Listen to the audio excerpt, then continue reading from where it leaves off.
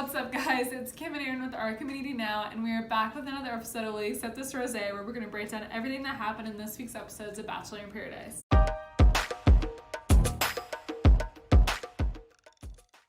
We are drinking some more water, which doesn't sound like much, but when you look closely at the bottle, those look like tears to me. So that's why we chose it, because there's a lot of crying this week, a lot of stuff happened, and we're about that life. So that's why we did. So cheers. Lots of emotions. Cheers. All the feelings. So we pick up where last week left off, and it is Jordan and Christian fighting on the beach for what I thought would be an epic battle. The producers and all the stage staff people break them up, and that's that. And Daddy-O Chris Harrison comes in, and they all sit down, and they're basically like, we have a zero tolerance for violence, so you two are kicked off the show now. But I think the best part is the fact that Nicole, the entire time, like when they finally get taken away, Nicole's talking with all the girlfriends, and she's like, I was so scared for my life. I felt so in danger. And I'm like, you were from Miami. Yeah. So then she goes to Clay, and she's like, I always knew you're the one. Like, I know that I hung out with Christian when she like sat on his lap, but she basically just professes her commitment to him, which is a lie because he won by default. Last resort, yeah. She's like secretly happy that these two guys were fighting over her. Oh. She's like, I'm so scared, but like,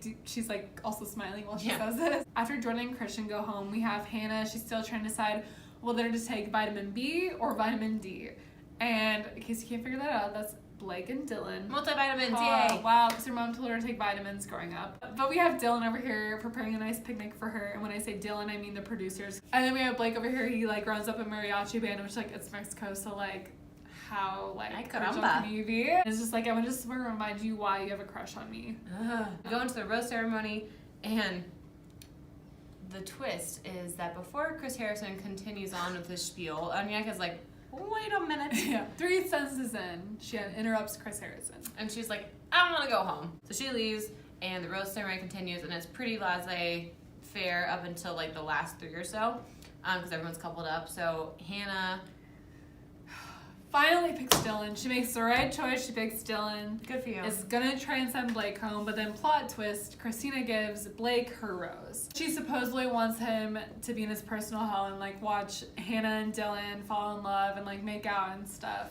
But really, she's definitely still has feelings for him. Absolutely. That's a total girl move.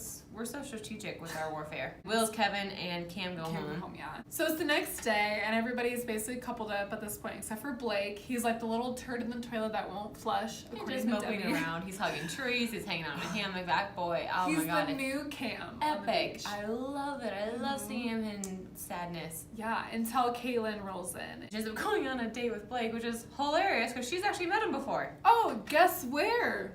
Stagecoach. Oh, yay. Shocker there. Gosh, we need to go Stagecoach. According to Blake, they didn't do anything. Basically, the whole date is like they do this tantric yoga thing, and then it's like a sexual yoga. Yeah, and then it's Blake basically is telling like who he slept with on the beach, and she's totally cool with it. And then they start making out in the pool. So after they come back, Dylan and Hanna get the date card, and so they go to this cool dinner where they don't touch their food yet again. He's already been kind of overwhelming and a little clingy, but then at this date he's like, I'm falling in love with you, and I was just...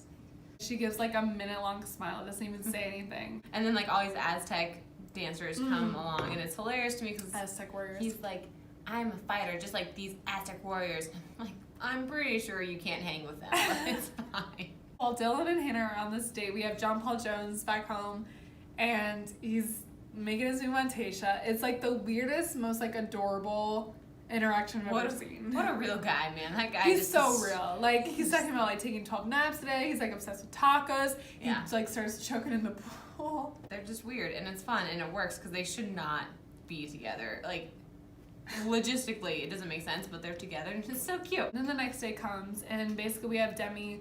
She's more conflicted than ever about Derek. And then Hanna B rolls in out of nowhere. Yeah, what? What's up, Hanna B?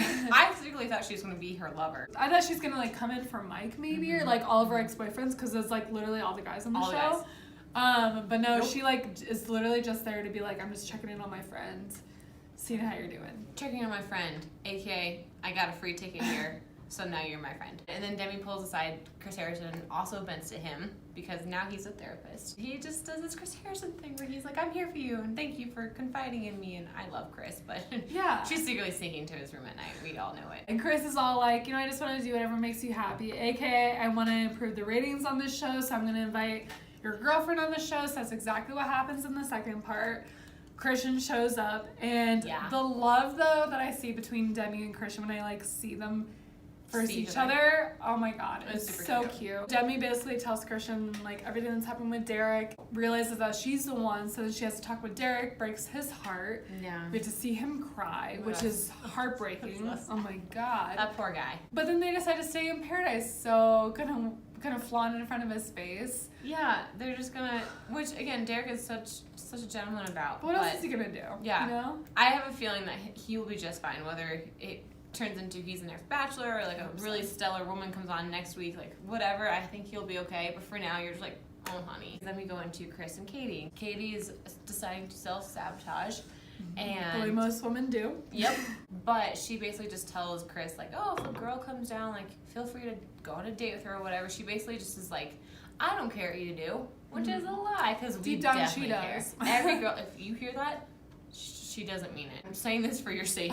Do not trust what she says. Do not trust her. There's always a thing. This girl Jen, which I don't really remember her either, but apparently she was on a season of Bachelor in Paradise before.